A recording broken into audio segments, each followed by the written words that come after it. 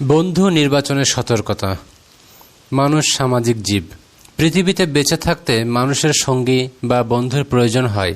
বন্ধু নির্বাচনের ক্ষেত্রে সঠিক সিদ্ধান্ত গ্রহণ করতে পারলে, উপযুক্ত বন্ধু খুঁজে বের করতে পারলে সেই বন্ধু আমাদের দুনিয়া আখিরাতের সফলতার কারণ হয়।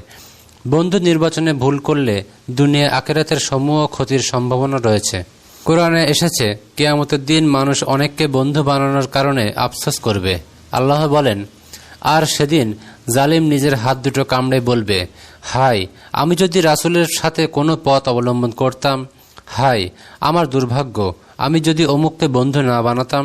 সে আমাকে উপদেশবাণী থেকে বিভ্রান্ত করেছিল, আমার কাছে তা আসার পর। আর শয়তান তো মানুষের জন্য চরম প্রতারক।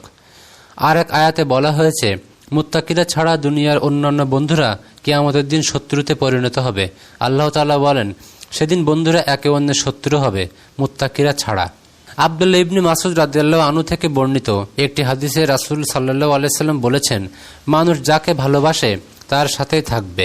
আব্দুল্লাহ ইবনে মাসউদ রাদিয়াল্লাহু আনহু বলেন, এক ব্যক্তি আল্লাহর রাসূলের কাছে গিয়ে জিজ্ঞাসা করল, হে আল্লাহর রাসূল, এমন ব্যক্তি সম্পর্কে আপনি কি বলেন যে কোনো দলের অন্তর্ভুক্ত না হয়েও তাদের ভালোবাসে? তিনি বললেন, মানুষ যাকে ভালোবাসে সে তারই সঙ্গী হবে। আবু হুরায়রা রাদিয়াল্লাহু আনহু থেকে বর্ণিত, আল্লাহর রাসূল সাল্লাল্লাহু আলাইহি সাল্লাম বলেছেন, মানুষ তার বন্ধুর আদর্শে প্রভাবিত হয়। তাই বন্ধু নির্বাচনে তোমাদের প্রত্যেকের সতর্ক হওয়া উচিত। বন্ধু নির্বাচনে খুব সতর্ক থাকা উচিত। শুধু মুমিন, মুত্তাকি ও আল্লাহভীরু মানুষকে বন্ধু ও সঙ্গী হিসেবে গ্রহণ করা উচিত।